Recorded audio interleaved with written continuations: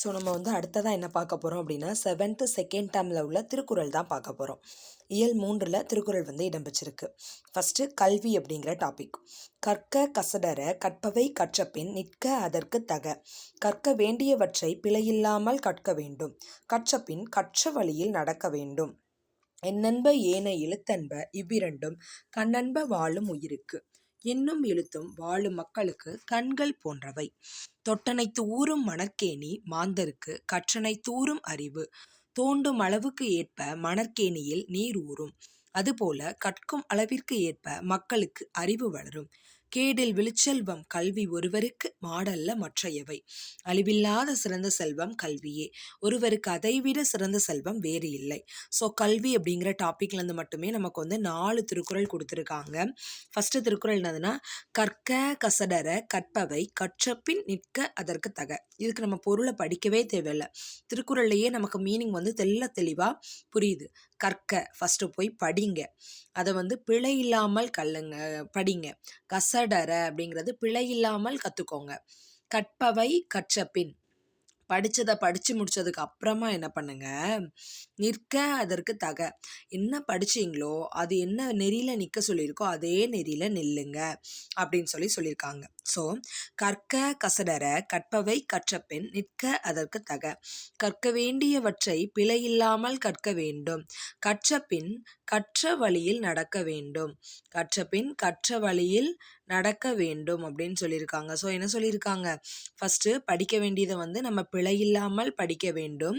அதுக்கப்புறமா படித்ததை கரெக்டாக அந்த இதை ஃபாலோ பண்ணி நம்ம வந்து இது பண்ணணும். கற்க கசடர கற்பவை கற்றபின் நிற்க அதற்கு தக. கற்க வேண்டியவற்றை பிழையில்லாமல் கற்க வேண்டும். கற்றபின் கற்ற வழியில் நடக்க வேண்டும்.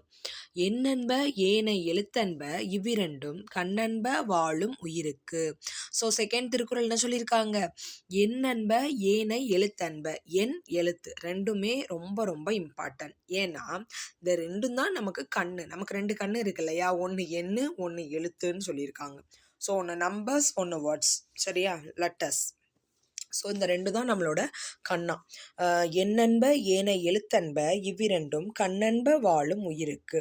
எண்ணும் எழுத்தும் வாழும் மக்களுக்கு கண்கள் போன்றவை. ஸோ எண் எழுத்து இந்த ரெண்டுமே நம்ம வந்து வாழக்கூடிய மக்களுக்கு கண்கள் போன்றவை அப்படின்னு சொல்லிட்டாங்க. ஸோ இது ஒரு ரிப்பீட்டட் கொஸ்டின். எண்ணும் எழுத்தும் வாழும் மக்களுக்கு கண்கள் போன்றவை அப்படின்னு சொல்லிட்டாங்க. அடுத்த, தொட்டனைத்து ஊறும் மணற்கேணி மாந்தருக்கு கற்றனைத்து ஊறும் அறிவு அப்படின்னா என்னது, இப்போ வந்து தொட்டனைத்து ஊறும் மணற்கேணி, ஒரு கிணற வந்து தோண்டவே இல்லை, அப்படியே போட்டாங்கன்னு வச்சுக்கோங்களேன். ஒரு 3 அடி 4 அடி தோண்டிட்டு விட்டாங்க அப்படின்னா அதில் நீர் ஊறுமா? இல்லை. அது தோன்றின அளவுக்கு ஏற்ப மணற்கேணியில் நீர் ஊறிட்டே இருக்கும். இப்போ சிலக்கிணறு வந்து ஒரு 13 உரம் இருக்குது அப்படின்னா அது அதுக்கேற்ற தண்ணி இருக்கும். இல்லை 20 உரம் இருக்குது அப்படின்னா அது அதுக்கேற்ற அளவு நல்லா லென்த்தாக உள்ளே போனனால தண்ணி வந்து அதிகமாக ஊறும். ஸோ தோண்டும் அளவுக்கு ஏற்ப மணற்கேணியில் நீர் ஊறும். அதுபோல கற்கும் அளவுக்கு ஏற்ப மக்களுக்கு அறிவு வளரும். நம்ம இப்போ எக்ஸாம்காண்டி படிக்கமோ என்னவோ, ஆனால் நம்ம வந்து படிச்சுட்டே இருக்கோம் இல்லையா. தொட்டனைத்து ஊறும் மணற்கேணி மாந்தருக்கு கற்றனைத்து ஊறும் அறிவு. இந்த குறள் மூலமாக நமக்கு என்ன சொல்லியிருக்காங்களாம், நம்ம வந்து கண்டினியூஸாக படிச்சுட்டே தான் இருக்கோம். இது நம்ம படித்த புக் கிடையாது. நம்ம நினச்சிருந்தா நம்ம வந்து ஒரு செட் ஆஃப் புக்ஸை படிச்சுட்டு அதோட நம்மளோட இதை முடிச்சுட்டு அடுத்த லெவல் ஆஃப் இதை நோக்கி போயிருக்கலாம். வேலைனா வேலை அதை நோக்கி போயிருக்கலாம். இல்லை, எனக்கு வந்து இந்த படிப்பின் மூலமாக தான் வேலை வேணும், ஏதோ ஒரு நோக்கத்துக்காண்டி மறுபடியும் நமக்கு வந்து படிக்கிற சான்ஸ் கிடச்சிருக்கு. ஸோ நம்ம வந்து நம்மளோட கிணற வந்து இன்னும் நம்ம ஆழப்படுத்திட்டு இருக்கோம். ஸோ நம்ம மூலமாக கிடைக்கக்கூடிய தண்ணி வந்து இன்னும் அதிகமாக கிடைக்கும். ஸோ தோண்டும் அளவுக்கேற்ப மணற்கேணியில் நீரூறும். அதுபோல கற்கும் அளவுக்கேற்ப மக்களுக்கு அறிவு வளரும். நம்மளோட அறிவோட அளவும் என்ன ஆகிட்டே இருக்குது, இப்போ இன்க்ரீஸ் ஆகிட்டே இருக்குது. நம்ம கற்கிற அளவுக்கு ஏற்ற மாதிரி நம்மளுடைய அறிவும் வளர்ந்துட்டே இருக்குது அப்படின்னு சொல்லியிருக்காங்க. கேடில் விழுச்செல்வம் கல்வி ஒருவருக்கு மாடல்ல மற்றையவை. அழிவில்லாத சிறந்த செல்வம் கல்வியே. ஒருவனுக்கு அதை விட சிறந்த செல்வம் வேறு இல்லை. ஸோ என்ன சொல்லியிருக்காங்க, கேடில் விழுச்செல்வம் கல்வி ஒருவருக்கு மாடல்ல மற்றையவை. கேடில் விழுச்செல்வம் கல்விதான். அதை விட மாடோ மற்ற செல்வங்களோ என்னது கல்வி கிடையாது அப்படின்னு சொல்லிட்டாங்க. ஸோ அழிவில்லாத சிறந்த செல்வம் கல்விதான், ஒருவனுக்கு அதை விட சிறந்த செல்வம் வேறு இல்லை அப்படின்னு அழகா எக்ஸ்பிளைன் பண்ணிட்டாங்க. அடுத்த டாபிக் என்னன்னா தெரிந்து செயல் வகை. தெரிந்து செயல் வகையில என்ன சொல்லியிருக்காங்கன்னா 3 குறள் சொல்லியிருக்காங்க. செய்தக்க அல்ல செய்ய கெடும், செய்தக்க செய்யாமையானும் கெடும். அதாவது செய்ய வேண்டிய செயல்களை நம்ம செய்யாம, அதாவது செய்யத்தக்க அல்ல செய்ய கெடும். நம்ம யூஸ்வலாக இருக்கோம், ஒரு செயலை செய்யக்கூடாதுன்னு வச்சுக்கோங்களேன், அந்த செயலை செஞ்சோம் அப்படின்னா கண்டிப்பாக கேடு உண்டாகும் அப்படின்னு சொல்லியிருக்காங்க. நம்ம இப்போ போயிட்டுருக்கோம், சாக்கடை இருக்குன்னு வச்சுக்கோங்களேன், பக்கத்தில் கல் இருக்குது, கல்லை சாக்கடைக்குள்ளே தட்டி விட்டோம் அப்படின்னா அது தப்பு, செய்யத்தகாத செயல். ஆனால் அதை செய்கிறோம் அப்படின்னா அதனால என்ன கேடு விளையும், அந்த தண்ணி தெறிக்கும் இல்லையா, ஸோ அதுதான் கேடு. ஸோ செய்யத்தக்க செய்யாமையானும் கெடும். இப்போ அது ஓப்பன் ஆகி இருக்கு, அதோட மூடியும் பக்கத்துலேயே தான் இருக்குது, அதை க்ளோஸ் பண்ண மறந்து போயிட்டாங்க. அதை பார்த்தோன்னே நமக்கு தெரியுது இதில் ஏதோ ஒர்க் நடந்திருக்கு, இதை க்ளோஸ் பண்ண மறந்து போயிட்டாங்கன்னு. ஸோ அது செய்யத்தக்க வேண்டிய செயல், அதாவது என்னது செய்ய வேண்டிய செயல், அதை மூடி போட்டு மூட வேண்டியது செய்ய வேண்டிய செயல். ஆனால் அதை செய்யாமல் விட்டுறனால என்ன பிரச்சனை வரும், அதுக்குள்ளே யாராவது விழுந்து அது மூலமாக ஏதாவது இறப்பு நடக்கலாம், இல்லைனா ஏதாவது ப்ராப்ளம் வரலாம், ஏதாவது வண்டி மாட்டிக்கலாம், இல்லை சின்ன குழந்தைங்க யாரும் தெரியாமல் அதில் உள்ள வாய்ப்பு இருக்குது. இந்த மாதிரி செய்யத்தக்க செய்யாமல் யானும் கெடும். ஐயையோ நான் பார்த்தேனே மூடாமல் வந்துட்டேனேன்னு அதுக்கப்புறமா நான் ஃபீல் பண்ணுறதுக்கு, அதை நான் பார்த்த உடனே செய்ய வேண்டிய செயல்னு உணர்ந்து அதை உடனே செஞ்சுட்டேன் அப்படின்னா எனக்கு நிம்மதியாக இருக்கலாம் அப்படின்னு சொல்லி அப்போவே திருவள்ளுவர் சொல்லியிருக்காரு. செய்தக்க அல்ல செய்ய கெடும், செய்யத்தகாத செயல்களை செய்வதாலும், செய்தக்க செய்யாமையானும் கெடும், செய்ய தகுந்த செயல்களை செய்யாமல் விடுவதாலும் தீமை உண்டாகும். எவ்வளோ அழகா சொல்லியிருக்காங்க பாருங்களேன். செய்தக்க அல்ல செய்ய கெடும், நீ செய்ய தகாத செயலை போய் செஞ்சன்னா அதனால கேடு கண்டிப்பா உருவாகும். செய்தக்க செய்யாமையானும் கெடும், செய்ய வேண்டிய வேலையை நீ செய்யாமல் விட்டு வச்சனாலும் அதனாலையும் என்னதுதான் கேடு உருவாகும் அப்படின்னு சொல்லிட்டாங்க.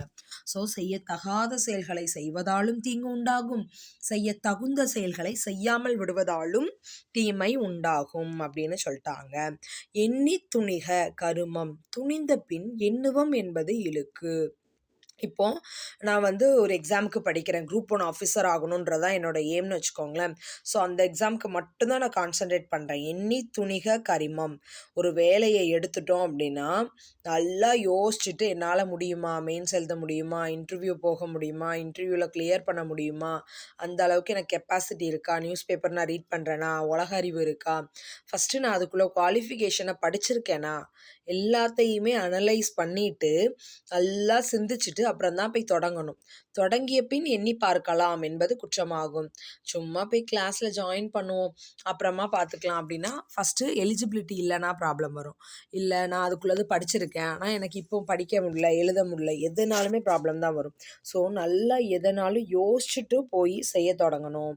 செய்ய தொடங்கினதுக்கப்புறம் பார்த்துக்கலாம் அப்படின்னு சொல்லி தொடங்குறது எப்போவுமே குற்றமாக தான் முடியும் அப்படின்னு சொல்லிட்டாங்க. எண்ணி துணிக கருமம், எப்போவுமே நல்லா யோசிச்சுட்டு செயலை செய்யுங்க.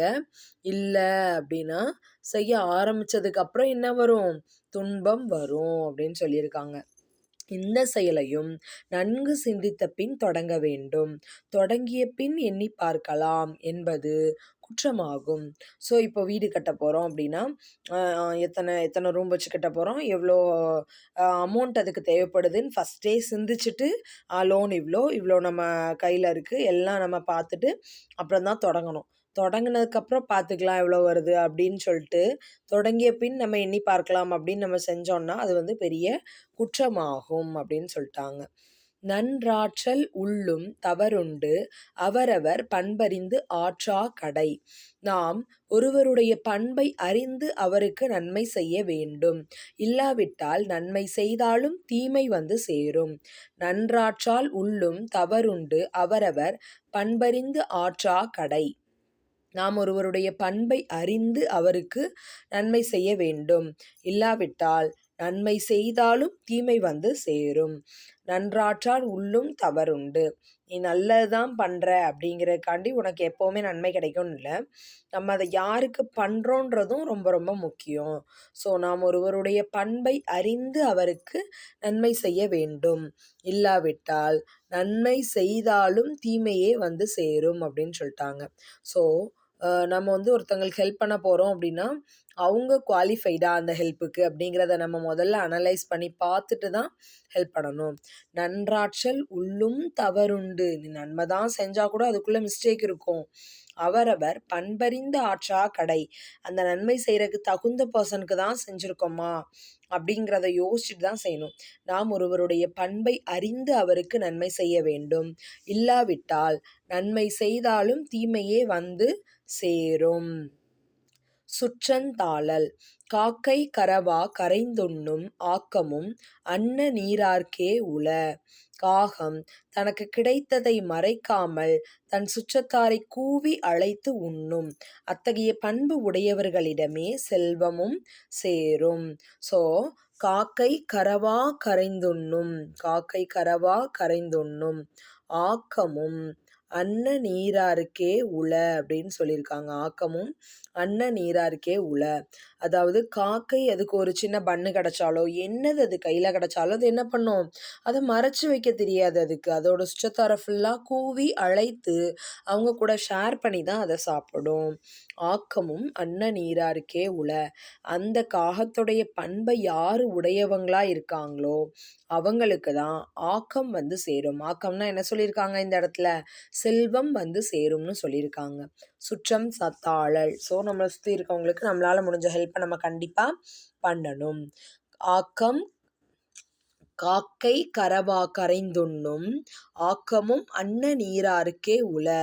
காகம் தனக்கு கிடைத்ததை மறைக்காமல் தன் சுற்றத்தாரை கூவி அழைத்து உண்ணும். அத்தகைய பண்பு உடையவர்களிடமே செல்வமும் சேரும். மடியின்மை. மடியை மடியா ஒழுகல் குடியை குடியாக வேண்டுபவர்.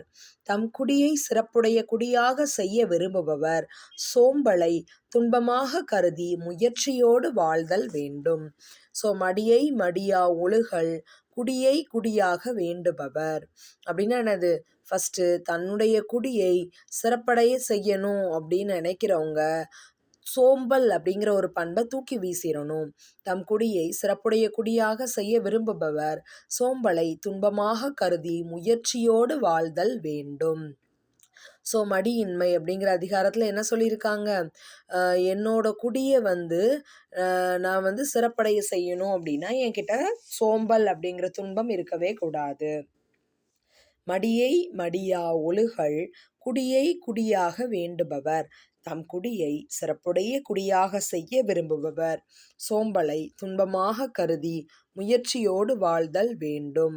ஸோ தம் குடியை சிறப்புடைய குடியாக செய்ய விரும்புபவர் சோம்பலை துன்பமாக கருதி முயற்சியோடு வாழ்தல் வேண்டும். இடுக்கண் அழியாமை.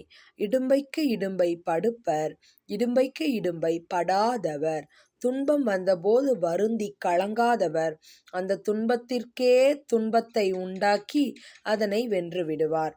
இப்போ நமக்கு வந்து எந்தெந்த டைப்லனாலும் கஷ்டம் வரலாம். ஸோ அதுக்கு வந்து நம்ம கலங்கலை அப்படின்னா என்னது, துன்பத்துக்கே துன்பம் உண்டாக்கி அதை வெல்லக்கூடிய அளவுக்கு நமக்கு டேலண்ட் இருக்குது அப்படின்னு அர்த்தம். இடும்பைக்கு இடும்பை படுப்பர் இடும்பைக்கு இடும்பை படாதவர்.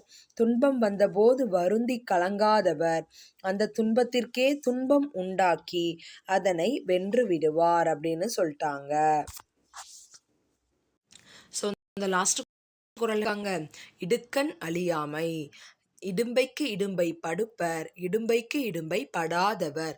துன்பம் வந்தபோது வருந்தி கலங்காதவர் அந்த துன்பத்திற்கே துன்பத்தை உண்டாக்கி அதனை வென்று விடுவார் அப்படின்னு சொல்லிட்டாங்க. இப்போ மதிப்பீடு. டேஸ் தீமை உண்டாகும்.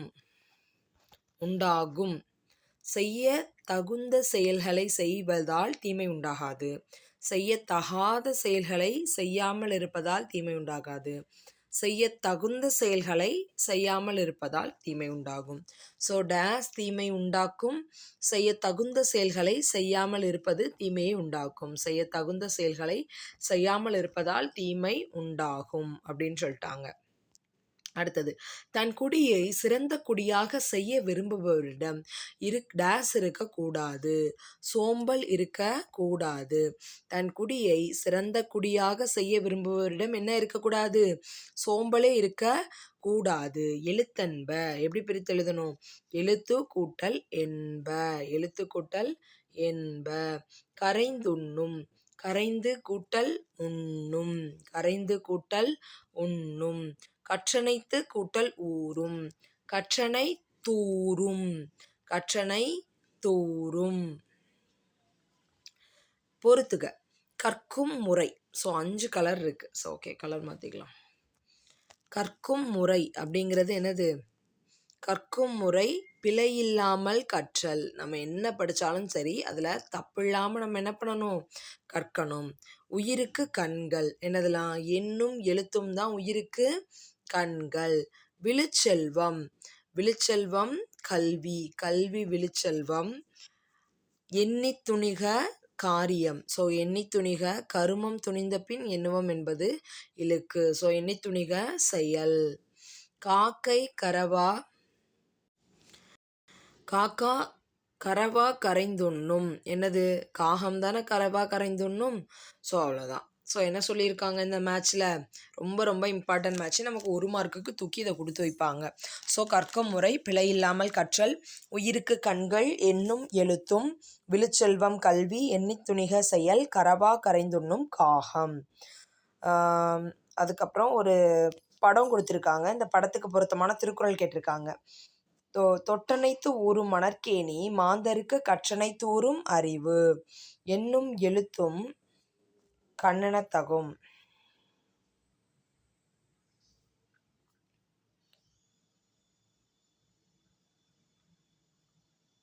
எண்ணென்ப ஏன எழுத்தன்ப இவ்விரண்டும் கண்ணென்ப வாழும் உயிருக்கு. அதான் அந்த கண் பிக்சருக்கு உள்ள ஆன்சர் அப்படின்னு சொல்லிட்டாங்க. ஸோ பின்னாடி நிறையா இது ஃபுல்லாக கொடுத்துருக்காங்க, வள்ளுவருடைய திருக்குறள்கள். அதை ஃப்ரீ டைமில் இன்னொரு டைம் படிக்கலாம். ஸோ இதை ஒரு வாட்டி ரிவைஸ் பண்ணிடலாம் ஃப்ரெண்ட்ஸ். இப்போ திருக்குறள் கல்வி அப்படிங்கிற அதிகாரத்தில் 4 குறள் கொடுத்துருக்காங்க. கற்க கசடற கற்பவை கற்றபின் நிற்க அதற்கு தக. ஃபஸ்ட்டு படிங்க, பிழை இல்லாமல் படிங்க. அப்புறம் படித்த நெறியில் நின்று வாழுங்க. எண்ணென்ப ஏனை எழுத்தன்ப இவ்விரண்டும் கண்ணென்ப வாழும் உயிருக்கு. நம்பர்ஸ் ப்ளஸ் வேர்ட்ஸ், அதாவது லெட்டர்ஸ், இது 2 தான் ஒவ்வொரு உயிர்களுக்குமே என்னது? கண்ணு. தொட்டனைத்து ஊரும் மணற்கேணி மாந்தருக்கு கற்றனைத்து ஊரும் அறிவு. தோண்ட தோண்ட மணல் கேணியில் வந்து நீர் பெருக்கும். அதே மாதிரி புக்ஸை நம்ம இப்போ வரையும் படிச்சிருக்க நம்மளோட அறிவு லெவல் கூடிகிட்டே இருக்கும். கேடில் விழுச்செல்வம் கல்வி ஒருவருக்கு மாடல்ல மற்றையவை. ஒரு அழியாத செல்வம் அப்படின்னு நம்ம சொல்லணும் அப்படின்னா மாடு கிடையாது, கல்வி தான் வந்து அழியாத செல்வம். செய்யத்தக்க அல்ல செய்ய கெடும், செய்யத்தக்க செய்யாமையானும் கெடும். செய்யத்தகுந்த செயலை செய்ய கெடும். அதாவது செய்யத்தக்க அல்ல, செய்யத்தகுந்த செயல் அல்ல அப்படின்னு நம்ம எதை சொல்கிறோமோ அதை செய்கிறதுனால கெடும். ஸோ செய்யத்தக்க செய்யாமையானும் கெடும். செய்ய வேண்டிய செயல்களை நம்ம செய்யாமல் விட்டாலும் அதனால் என்ன வரும்? கேடு உண்டாகும். எண்ணி துணிக கருமம், துணிந்த பின் எண்ணுவம் என்பது இழுக்கு. ஒரு செயலை செய்கிறதுக்கு முன்னாடியே யோசிக்கணும். உள்ளே இறங்கினதுக்கப்புறம் நம்மளால் முடியுமா முடியாதான்னு கண்டிப்பாக யோசிக்கவே கூடாது. நன்றாற்றல் உள்ளும் தவறுண்டு அவரவர் பண்பறிந்து ஆற்றா கடை. நாம் ஒருவருடைய பண்பை அறிந்து அவருக்கு நன்மை செய்ய வேண்டும். இல்லாவிட்டால் நன்மை செய்தாலும் தீமை தான் வந்து சேரும் அப்படின்னு சொல்லியிருக்காங்க. ஸோ இந்த 3 குறளும் தெரிந்து செயல் வகை அதிகாரம். தெரிந்து செயல் வகை. அடுத்த சுற்றம் தாளல். காக்கை கரவா கரைந்துண்ணும் ஆக்கமும் அன்ன நீராருக்கே உள. காகம் தனக்கு கிடைத்ததை மறைக்காமல் தன் சுற்றத்தாரை கூவி அழைத்து உண்ணும். அத்தகைய பண்பு உடையவர்களிடமே செல்வமும் வந்து சேரும். மடியின்மை. மடியை மடியா ஒழுகல் குடியை குடியாக வேண்டுபவர். தம் குடியை சிறப்புடைய குடியாக செய்ய விரும்புபவர். சோம்பலை துன்பமாக கருதி முயற்சியோடு வாழ்தல் வேண்டும். இடும்பைக்கு இடும்பை படுப்பர், இடும்பைக்கு இடும்பை படாதவர். துன்பம் வந்தபோது வருந்தி கலங்காதவர், அந்த துன்பத்திற்கே துன்பம் உண்டாக்கி அதனை வென்று விடுவார். செய்ய தகுந்த செயல்களை செய்யாமல் இருப்பதால் தீமை உண்டாகும். தன் குடியை சிறந்த குடியாக செய்ய விரும்புவரிடம் சோம்பல் இருக்க கூடாது. எழுத்தன்ப எழுத்து கூட்டல் என்ப. கரைந்துண்ணும் கரைந்து கூட்டல் உண்ணும். கற்றனைத்து ஊரும் கற்றனை தூரும். கற்கும் முறை பிழையில்லாமல் கற்றல், உயிருக்கு கண்கள் என்னும் எழுத்தும், விழுச்செல்வம் கல்வி, எண்ணித் துணிக செயல், கரவா கரைந்துண்ணும் காகம். தொட்டனை தூறும் மணற்கேணி மாந்தருக்கு, கற்றனை தூறும் அறிவு, எண்ணென்ப ஏனை எழுத்தென்ப இவ்விரண்டும், கண்ணென்ப வாழும் உயிருக்கு அப்படின்னு சொல்லி முடிச்சிடலாம். தேங்க்யூ.